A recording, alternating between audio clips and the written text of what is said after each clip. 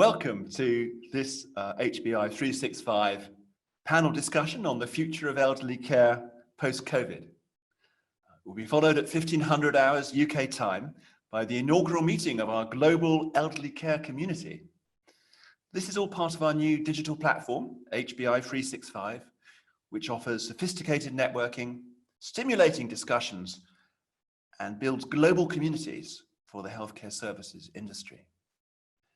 All ticket holders for HBI 2020, which is our physical conference and takes place in London this December, also get free access to HBI 365 throughout 2020.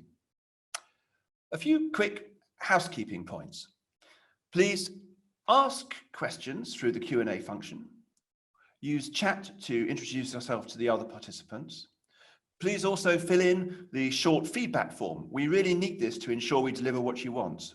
We are still learning. So, on to our panel discussion. But before we start, please stay with us after 1500 hours for the community session. This takes the form of a roundtable discussion in which everyone can contribute. And as the inaugural meeting of the first HBI 365 community, it's also an historic event. You'll be telling your children you were there. We will now have a lively panel discussion driven by your questions with our panel. This brings together one of the most sophisticated elderly care groups in Europe, Ambea, a major emerging market operator in Senior Group from Russia, and an innovative home care startup, WeHelp, from France. So let me introduce the panel. Fredrik Gren is the Chief Executive of Ambea, which has got 110 nursing homes in Sweden, Norway, and Denmark, and also runs 900 other long-term care provision homes across Scandinavia. It's also the largest home care operator in the city of Stockholm. Alexey Sidnev is the Chief Executive of Senior Group, the largest Russian nursing home by revenue, with operations in Moscow and St. Petersburg. It's also active in home care, and he runs the Russian Elderly Care Trade Association. And finally, we have Pierre-Emmanuel Berseguet, who heads up WeHelp. He founded it 4 years ago.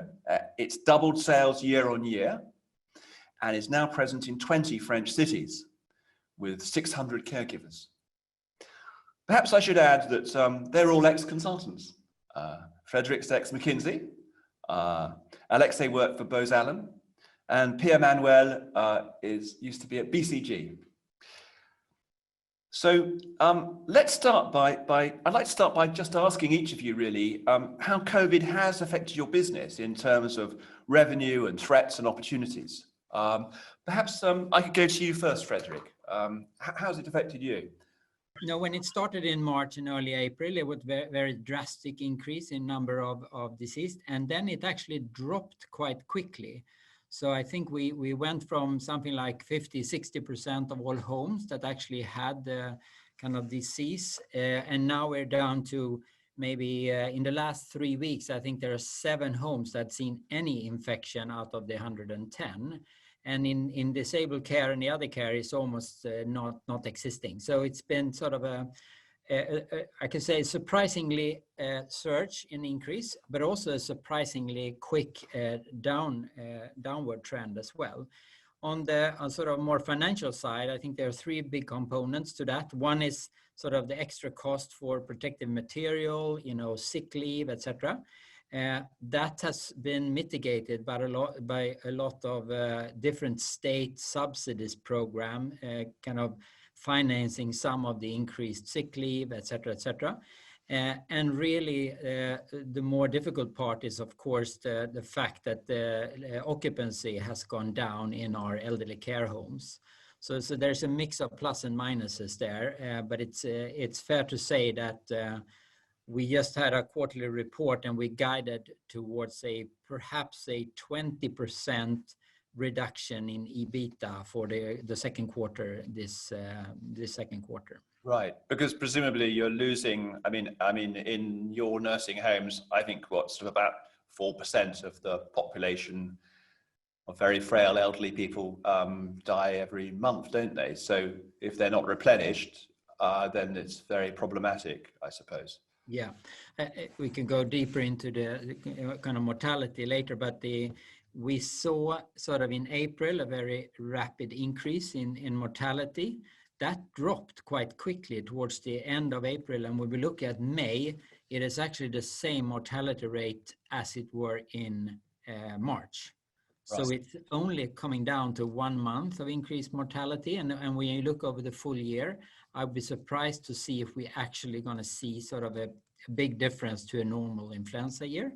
That said, like you said, there is a big reluctance to moving into a nursing home, and that is where you see the impact, of course. Yes, yes. Okay, thank you very much. And Alexei, how about you? How's COVID impacted you? Hi, Max. Similarly to what happened with Ambea, pretty much we got 30% of our homes infected.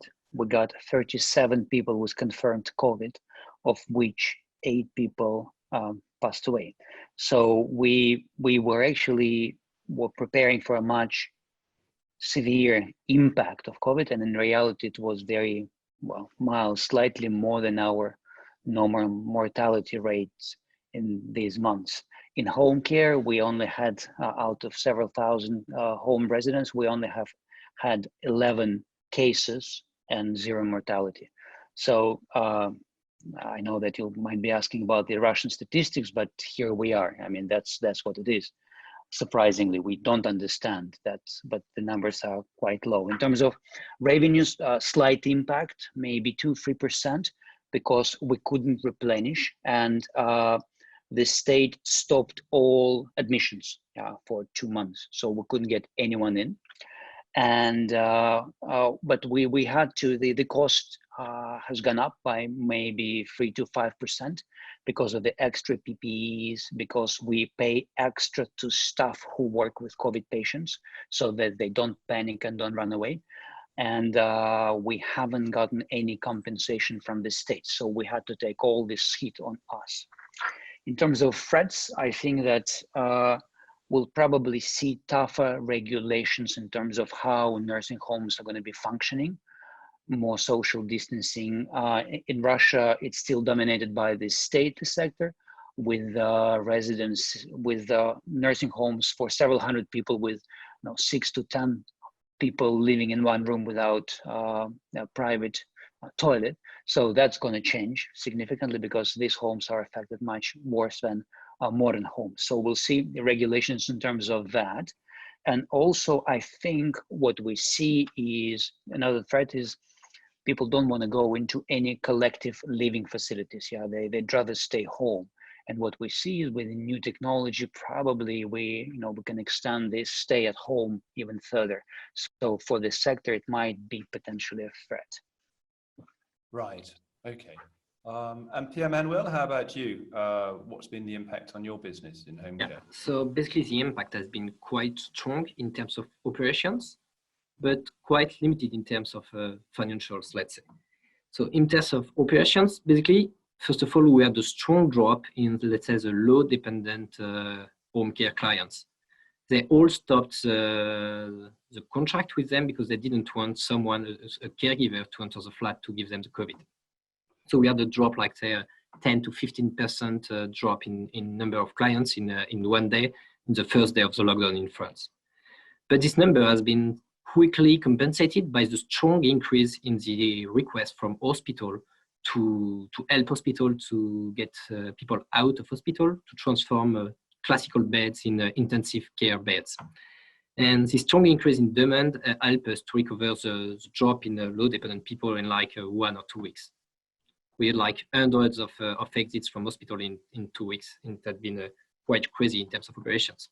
Then we also had to manage in terms of, say, high-intensity operations. We had to manage the impact of the lockdown, to manage how to find schools for, or let's say, a kids solution for children of caregivers, because all schools were closed except for, let's say, people who were working in healthcare.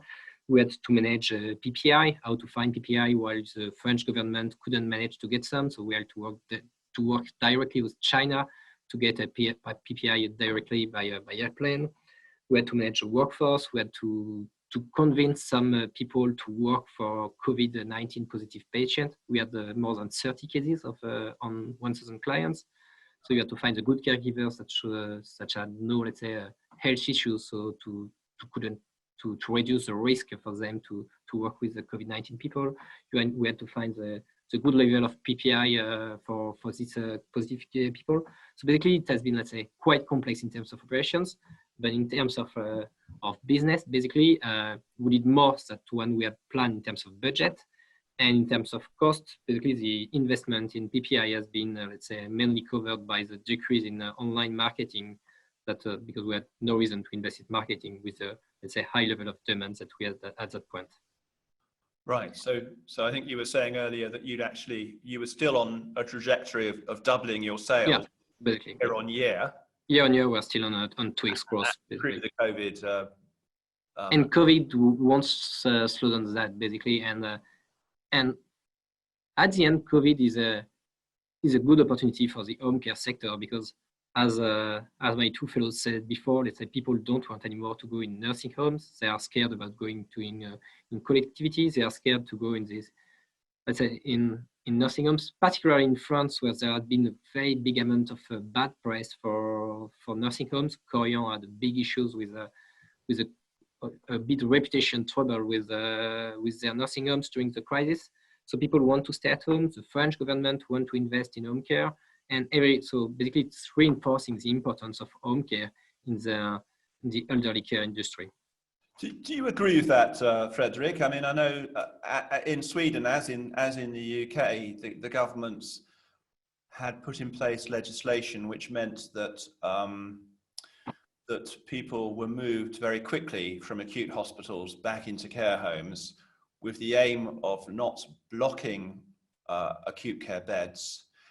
And the unforeseen impact of that was presumably, I know in the UK it certainly was, that a lot of people who had COVID infections ended up being taken back into care homes, which is why in Belgium, the UK, and other European countries, sort of care home deaths are approaching, I think, 50% or sometimes more of the total number of people killed by COVID. What doesn't that have do you think that that's going to have a long-term impact on reputation and people's willingness to go into care homes? What are your thoughts? Yeah, I think there are 3 or 4 parallel thoughts that comes to mind when you ask that question. I'll start with one of them, and that is that, I mean, there's been sort of government has followed a more open strategy, I guess, than most other countries. And, you know, in the beginning, they got a lot of public praise for that. And over time, it's hard to deny the fact that there's like 5,000 deaths in Sweden, and there's around 1,000 if you combine Finland, Denmark, and Norway together. So now they're getting a lot of criticism from the sort of from the public, and starting to having problems in defending themselves. So they have found so far they have found an easy way out of it, and saying that, well, there's nothing wrong with our strategy. In fact, it was wrong with elderly care. And that's been sort of an easy way out, saying that, well, there's a lot of hourly workers, there wasn't good enough routines, there wasn't, you know, a lot of different things pointing towards that the problem was really in elderly care, and it has always been there. So blame the operators. They blame the operators, and when you start studying the facts, what you actually end up seeing is that, you know, for example, the number of deaths in Sweden, I think 45% of them lived in nursing home. That number in Norway is like 55%. So what actually is the case is that we don't have an excess mortality in nursing home compared to other countries. So the difficulty is really the fact that we have, it's sort of on non-nursing home residents, we have an excess mortality. But the fact that we have a more open and more people kind of getting infected, of course we get a higher number also in the nursing homes. So right now we sort of are trying to kind of get back to a fact-based discussion and really look at the facts as they are, before the easy and quick conclusions are made. And that discussion is had with the payers and the regulators, or with the press, or both? I think that discussion, you know, every time you ask our prime minister, or there was an interview in German television with our foreign minister, they try to sort of convey this message, and we are pushing back in every aspect we can, just making sure that the facts are straight. Because in reality, you're pointing to a very important question. The problem of disease has been much larger in healthcare, but the healthcare staff are the real heroes in our society. And now everyone is blaming the care staff, but you know, it's not really you know, there is a sort of a perception problem that we are probably going to have to fight for some time going forward. So you think it could affect, it probably will affect demand for home care, for beds. I remember talking to you about 2 months ago, and you said, well, because I was talking to people in the UK who were saying it was going to completely nix the sector and it was going to be very bad news. And you said, well, you can try looking after somebody who's got advanced Alzheimer's at home for a week if you want to, but in general, we find that families which try and do that, who try and look after elderly relatives who would normally be in a care home, at the end of a week, they're really pulling their hair out. They can't cope with it at all, so they have to be in a nursing home. So it's not really a problem. Yeah, it's not. I mean, again, coming back to the mortality versus the inflow, the mortality is not going to be a big problem. I mean, you have, like you said earlier, about a 4% mortality rate per month, given that you typically average length of stay is about 2 years. The total death number in Sweden right now of nursing home residents is 2%. So that means that, you know, looking over the last 2 to 3 months, you know, compared to 4% per month usual is sort of the total number is 2. And that is probably, you know, individuals who might have passed away, you know, anyway in a few months. You mean the mortality rate's halved, or it's gone up by only 50? No, sorry. 4% is the normal rate. But if you look at everyone in Sweden who died from COVID of the residents, that number is 2%. Right. So in other words, it's running at around 6% at the moment instead of 4%. Well, it ran at 6% only for a few weeks in April, and then it got back into normal pace. So it's really the inflow that's the big question, and then sort of depending on how long this debate will fluctuate in media, the question is of when will it get back to a normal level of inflow. We already see in many regions and in many homes, you know, given that we have 95% of our homes have no infection right now, the trust in actually moving in your father there is starting to come back. It's not there yet, but we'll see. After summer, I think it's really when it's going to be up to mark. And Alexei, what about your view? I mean, if you look at elderly people, I mean, has trust been affected in care homes? Has it affected? Do you think it's going to have a long-term impact? Well, we have some local differences. Is that in Russia, we are probably the only company who is open about COVID cases. All state-owned homes, all other private operators, they just don't report any COVID cases at all. So we were very open, very public about it. We wrote and worked with families.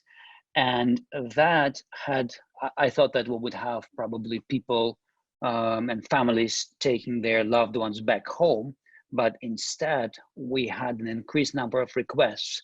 Please take my loved one to your homes, because people see the difference. But we're public about, we're open about the processes, what we do, how much money we invest, and how we protect the elderly.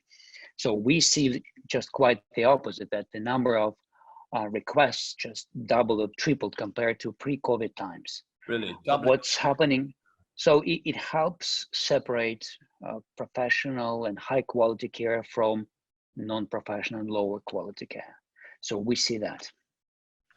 Yes, and that's saying really that state provision in Russia is very well. It's not just state provision. I mean, with state provision, it's even worse, I would say. But there are other private operators. There are many private operators, And what I hear from them is that they have lower demand for their services throughout the COVID period, and we don't see that.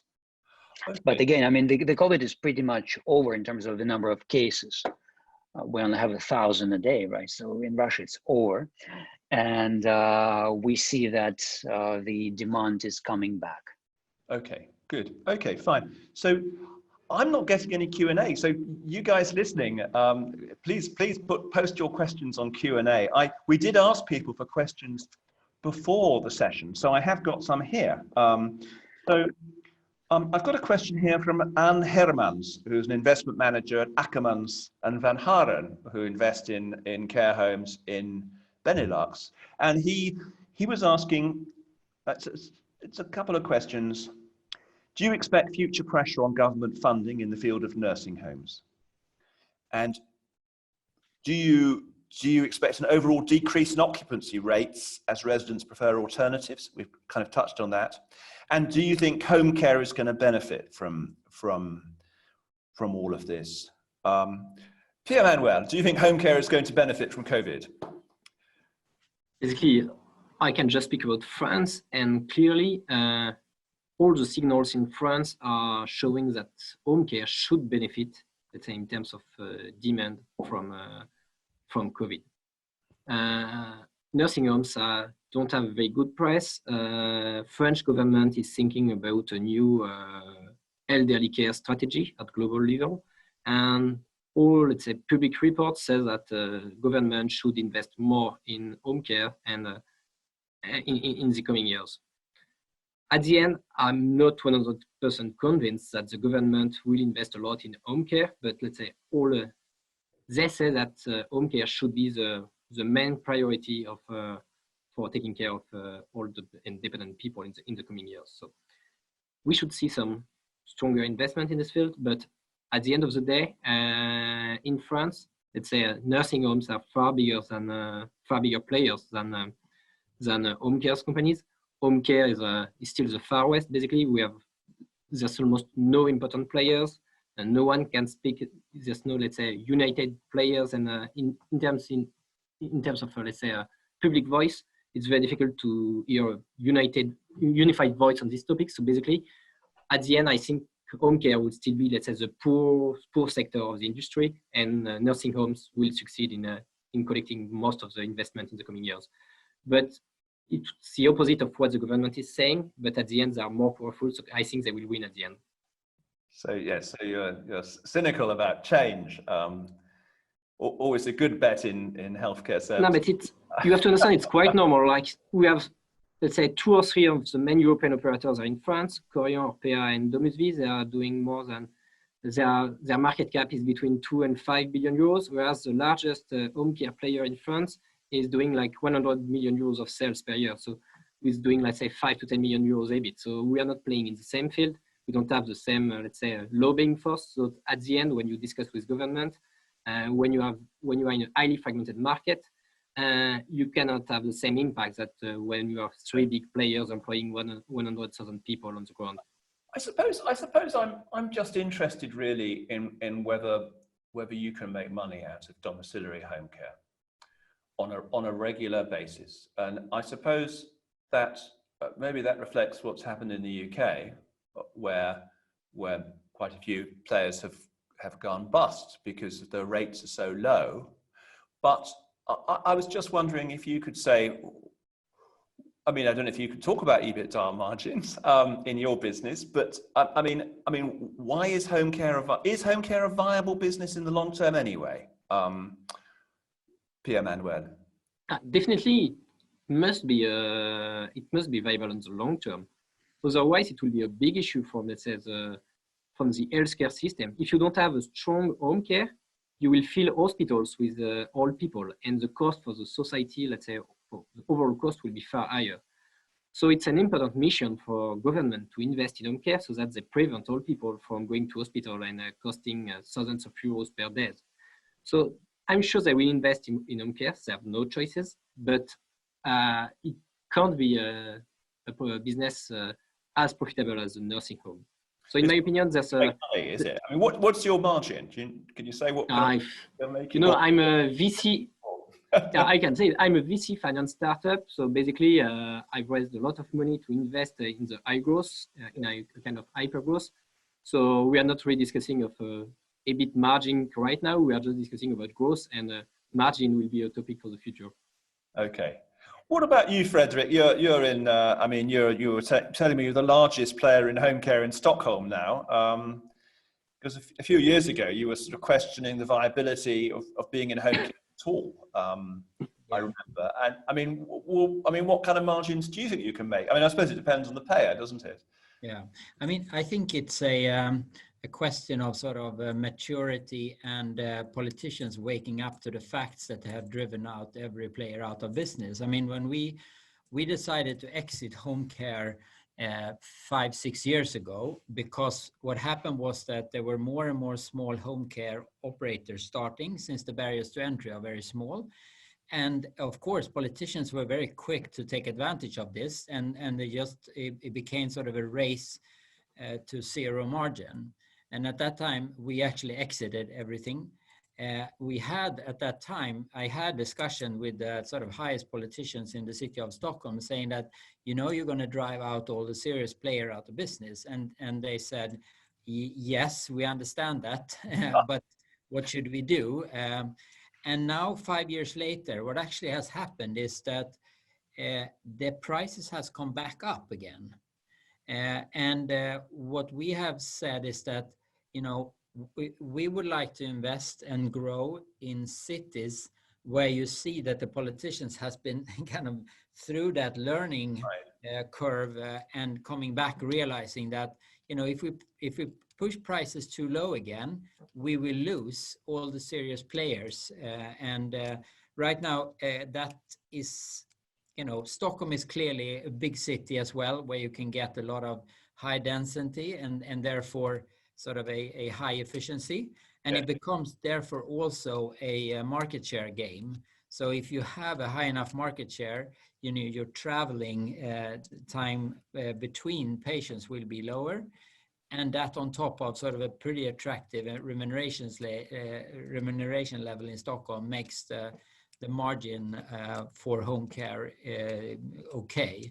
That said, we have also in the last few months, we have exited 2 or 3 cities where we couldn't make money. Really? So we have a very sort of we try to be very disciplined in kind of where we invest and grow and where we don't. You're in a very low margin business, aren't you? In Scandinavian care, the margins are much lower, aren't they, than in France or Germany generally? Yeah, yes. You never know when you look at the numbers from other countries. You get this EBITDA, AL before IFRS, and etc., and then it looks really good. So compared to the real bottom line, I'm not sure where that is. But. So do you see home care as important strategically for you? I mean, I know Korian and Orpea have gone into home care, and my impression is that's partly because by going into home care, they can create, they hope, funnels so that they can identify people who will end up in their nursing homes, so that there is a synergy between home care and nursing homes. Is that how you see it too, or not really? Yeah, I think that we did try that 5-6 years ago and never really got it to work. That actually, it has to. Given that you stay as a nursing home customer for maybe 5-8, you know, pretty long time, and a nursing home, like we said before, is like 2 years. It should kind of, if you have a very good market share in a very kind of limited area of Stockholm, and you also run the 2 homes in the same geographic area, theoretically, there should be a good possibility to actually get that sort of the care path, so to say. But typically what happens is that in a freedom of choice market, we get you know, residents all over Stockholm, and we might have, even if we have 30-40 nursing homes in the Stockholm area, they might not be in the same quarter or residential area as the other. So it become a little bit more anecdotal, and it's not that easy to get sort of a given that it is proximity that is the main driver to what nursing home you choose, it's not so easy to get that to work in practice. But we're still looking for the solution, I should say. So we haven't given up yet. In theory, it should be there, but you can't really show it at the moment. Yeah, we have more anecdotal situations or cases where we've seen good, but it's not. I haven't seen. Alexei, I know you're doing home care in Moscow, aren't you? Do you see that synergy between the two, or not really? That was home care for us is 30% of our business, and the margins are declining. At the moment, the margins are. I mean, it's a good business because you don't have any fixed costs, and pretty much there's no capital investment, only in IT and staff training. And so it's a scalable business. So the margins are now between 5 to 10%, and it used to be much higher, maybe 20%. So as you say, the politicians looked at us and they said it's too fat a margin, so we need to reduce. You're making way too much money for that. For us, it's an important segment, and we don't really see much. We don't have many, maybe 1 or 2 clients only moving from home care into our nursing homes. So it's actually, we hope that will be the case, but it's not. Right. So you think, and Pierre-Manuel, just on this question of the funnel and the synergy, but Corian, Au Pair, and Domus V and home care, have you got any comments on that, or? Basically, I think they all tried to do that, and at the end, Corian is quite new on this field of home care. Basically, they bought Petit-Fils 1 year ago. But the other 2 players, Orpea and Domus V, they tried to do it for like 10 years, and they didn't succeed. Basically, there's absolutely no commercial synergy between home care and nursing homes. No synergy. Okay, fine. So, okay, we have a question here from the audience. So, it's John Gladstone here from JLL is asking, COVID has shown a connection between a country's healthcare system and its economy. Will healthcare spending as a percentage of GDP increase? And will this attract more private investment in the sector? So are we going to see an increase in government spending? And is this going to increase private investment in the sector? Frederick, what about Sweden? Are the Swedes going to spend more on healthcare? Yeah, perhaps if I could start with sort of on the care side and kind of healthcare is a slightly different logic. I mean, given that there's a lot of elderly who die from COVID, all the political parties are now kind of fighting who could promise the most amount of new resources to our sector. What we are desperately trying to do is to say that, well, 2-3 months ago, we all discussed that the fact that we're going to be 50% more number of 80-plus-year-olds, and that financing difficulty has not yet been solved. So there's a big struggle right now, so that I do believe that there will be more money flowed into our sector of care. The struggle we have is to make sure that that money doesn't go to different reforms who make sure that our elderly care system is pandemic safe, rather than the fact that we're going to invest in more homes. We have created sort of a handful of suggestion of what reforms need to take place, instead of making sure that that there's a full pandemic PPE support, supply of every 2,700 nursing homes, right? So more money, just make sure that the money goes to the right purposes. I think it's. And what's the right purpose? What's the right? Well, I actually think, there's a combination of things, reforms that we think is important. One is trying to. There's a big divide, and different countries have different models here. But for us, healthcare and physicians are operated under a completely different financing system than the care. And it's been pretty clear now that, my dream is that we have 110 nursing homes. I would like to hire doctors and nurses and basically take the primary care responsibility for those, 8,000 elderly who stays with us in some shape or form. that will make us kind of give us a better chance of actually sort of having a more holistic view on their health situation. Integrated health, you're talking about owning integrated healthcare, really. Yeah, but that means that we have to break through the barrier between two different separate financing systems. I mean, I would love that to be seen. The second thing is, of course, how do we get all the staff?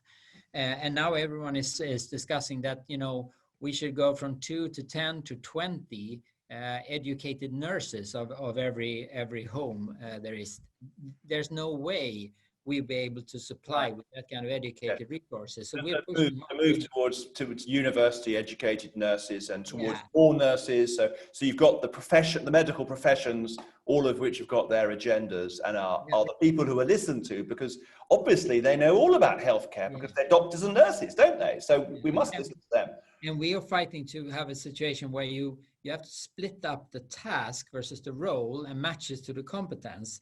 So we rather have, hire a group of people with very low education, taking care of activities, cleaning, food, etc.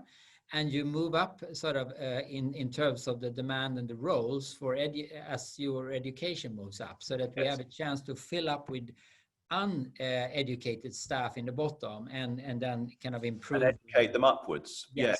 So there's a couple of things like that we're pushing. Yeah. What about you, Alexei? I mean, do you think Russia's going to spend more on healthcare and that you're going to be a beneficiary of that, or do you think they're going to spend less and therefore you're going to get more money from people who are middle class and who know they've got to go private?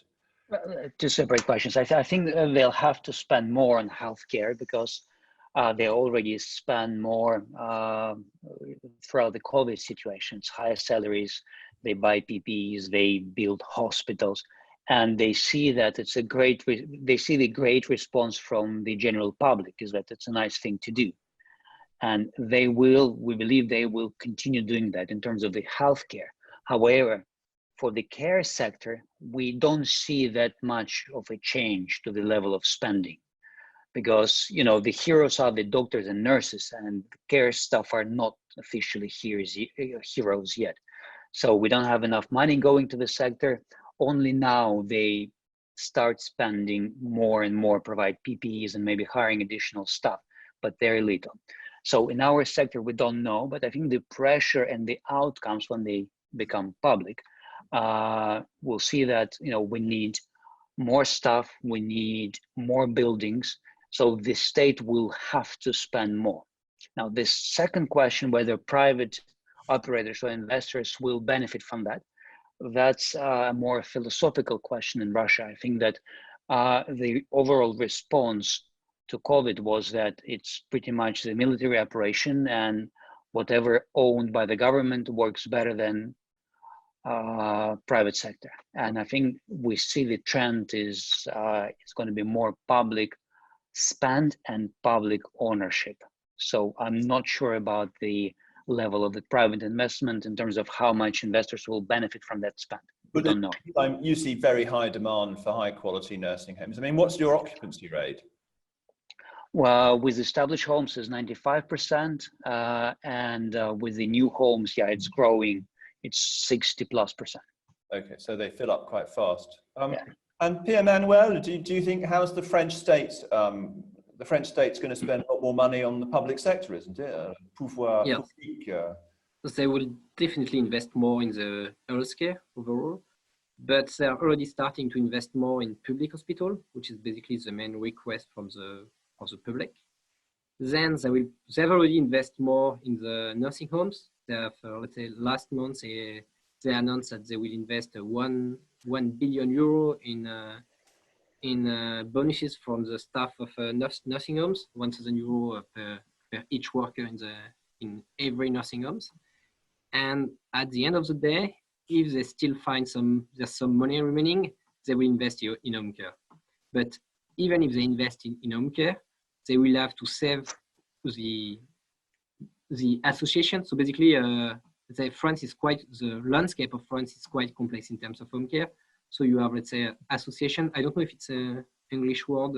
So basically, it's a local collectivities, and it's like 50% of the market.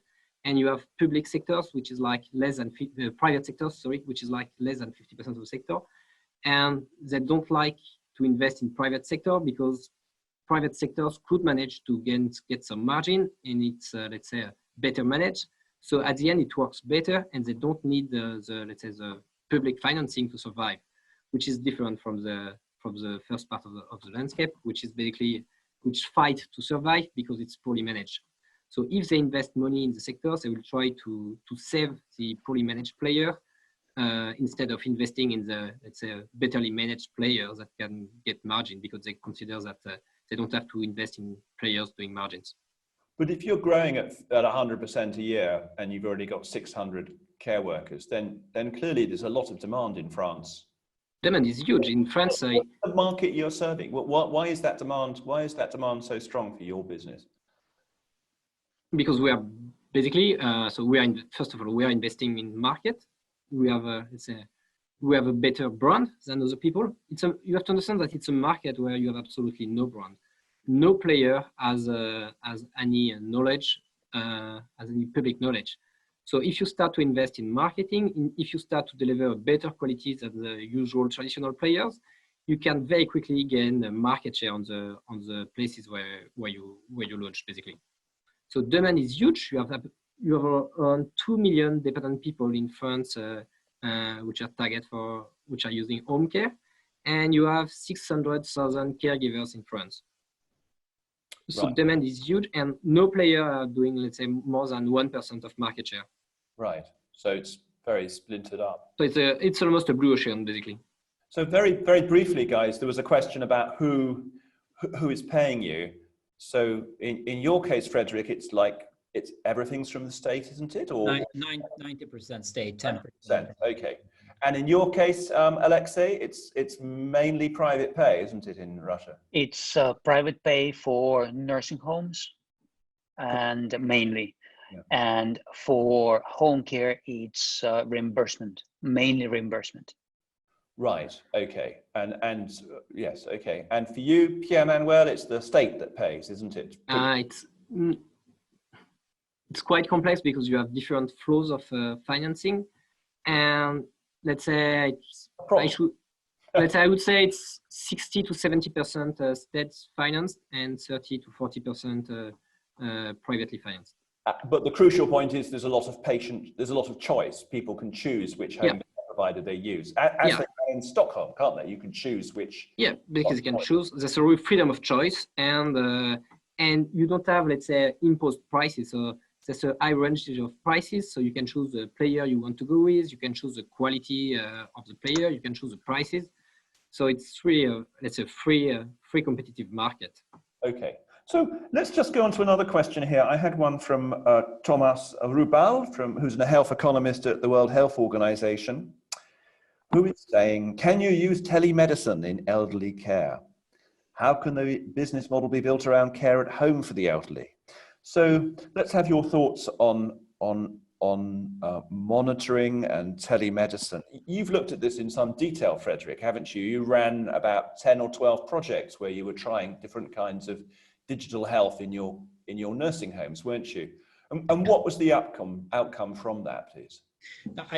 We probably run 30 pilots on digital in different shape or form, and I think that we're still there is sort of with night cameras. I think there's a big kind of productivity to be gained, especially in home care. But also the fact that you can take down the number of staff at night if you have it in your nursing home and corridors, etc. But almost all other digital opportunities that we've seen has been more focused on kind of streamlining and improving sort of all our operating processes. So we have digitalized everything that goes with HR now, recruiting, kind of leadership, etc. A lot of things on finance and all those resources. And I think one of the exciting stuff we're doing right now is to see where we can do on data analytics. I mean, we have over the years gathered a ton of data. I mean, we're measuring quality on a monthly basis around 400 different parameters, and we're measuring kind of HR KPIs, and what I would like to see is that if we can kind of properly digest all that data and correlate it to see if there's a way for us to understand what factors should be watched in order to make sure that you early on identify red flag units, and what's the combination of actions that is most appropriate when you want to do this or that. And so I hope in a year's time I'd love to talk about sort of data analytics and the whole intelligence that you can get from the enormous richness that we have on all the data that we gathered. So I think there's a lot of exciting stuff. I think one of the troubling thing that we see is that when we ask a payer to say, you should really start asking for digitalization. I mean, every politicians love digitalization.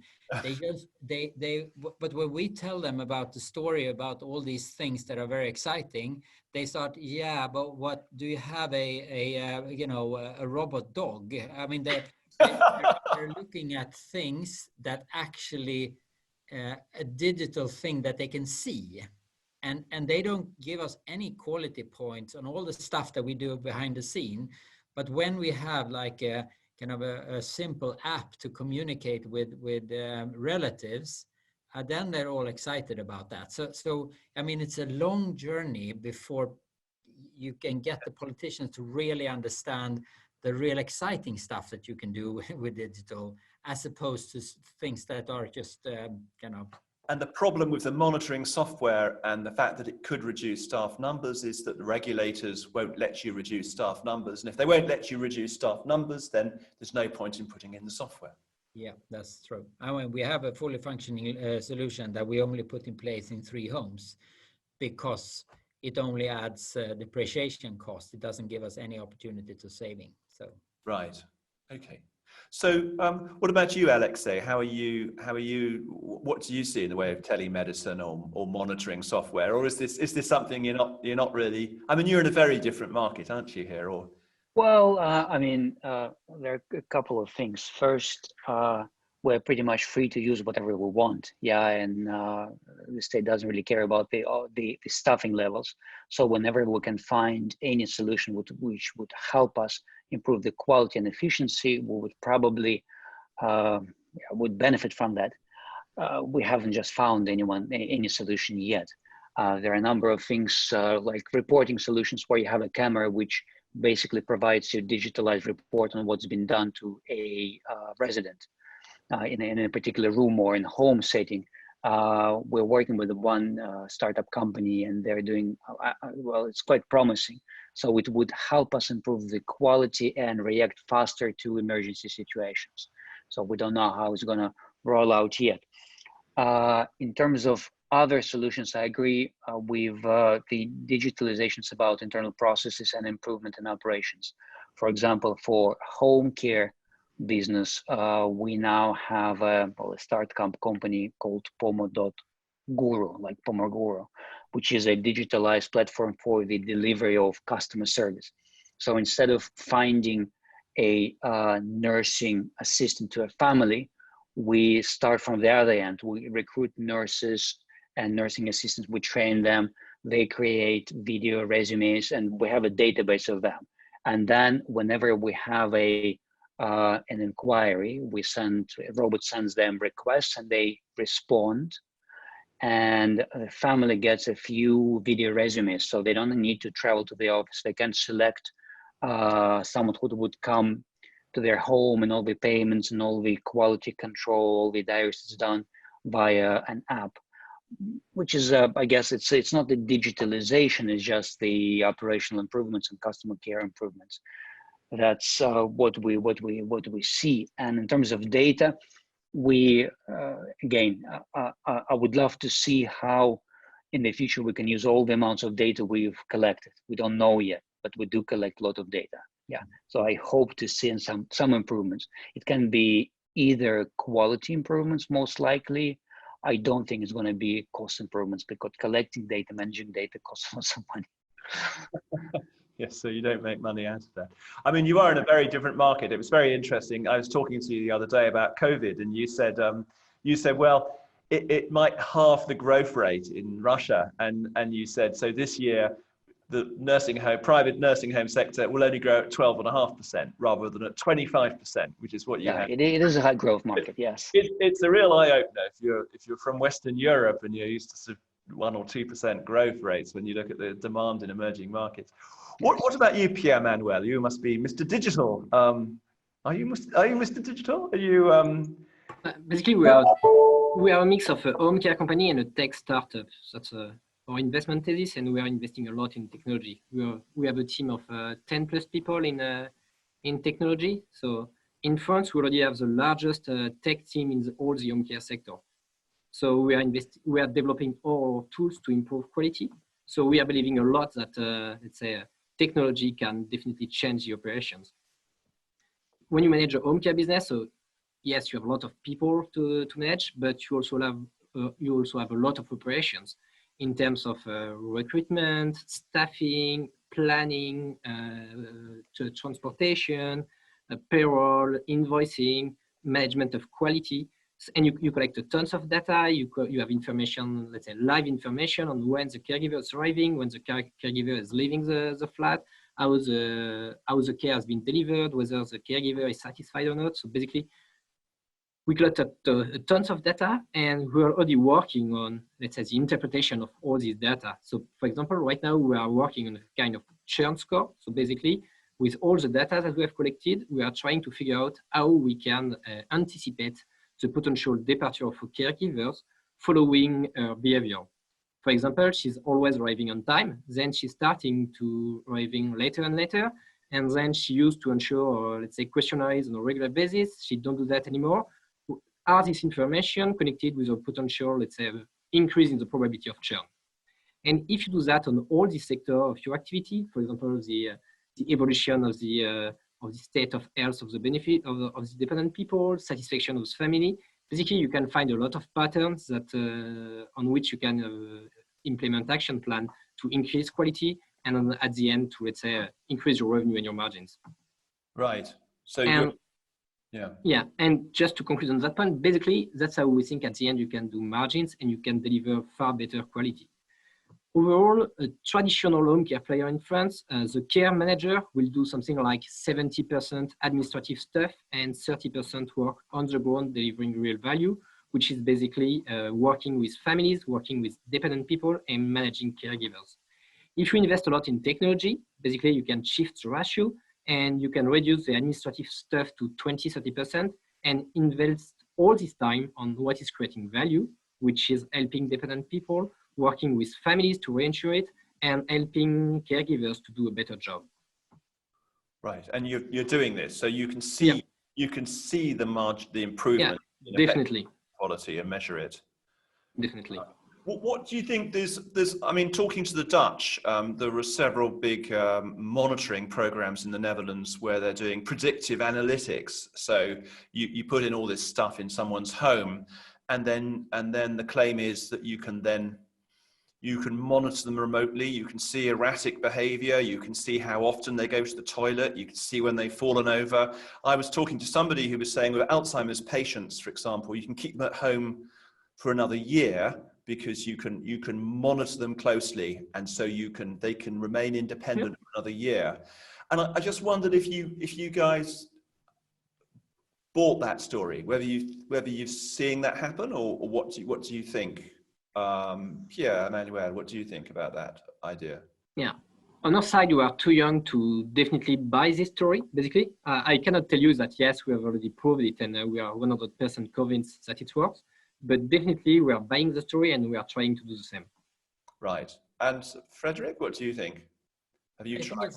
It's a question also on sort of the maturity of the home care market. I mean, I think in Sweden, it's very different from in France, for example. In Sweden, I think that the development of the home care model has gone quite far. So, a lot of elderly, also Alzheimer patients, are actually getting later and later. They get the allowance to move into a nursing home. So right now we're at the stage that you have to be very sick or very dementia or before you're allowed to move in. I think unless you get a really new cure or anything very different, I think it's going to move gradually in that direction. Right. But no big. But you never know what's around the corner in terms of medicine technology. Alexei, I'm sorry, but I'm afraid I'm going to have to stop there because we've got to go on to the next meeting. So I hope you can all join us there. So the next meeting is the elderly community, the first of our elderly community discussion panel. So it's a chance to have much more interactive conversation. And then we're going to overlay on that digital networking. So you can, but that's to come in a couple of weeks. So I won't get too excited. So let's go now to that other meeting. Thank you very much, panel, for your time and help. So if you go back to the email which contains your links for this meeting, you will find another series of links for the other meeting. And to get to it, you're looking for an email from conference@healthcarebusinessinternational.com.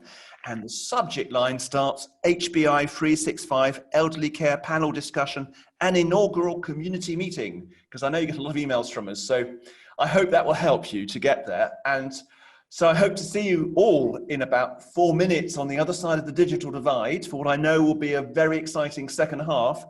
And I'd like to finally say thank you very much to the panel. I think you were fantastic. Thank you very much. Okay, goodbye.